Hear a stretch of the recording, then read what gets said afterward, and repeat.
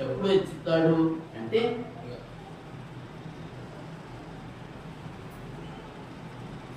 దేవుడి మాట శ్రద్ధగా వినాలి.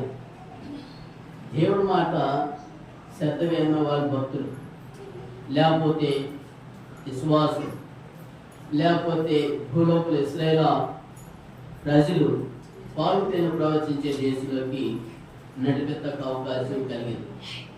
ఎవరు దేవుని యొక్క మాటలు శ్రద్ధగా ఆలకించారు.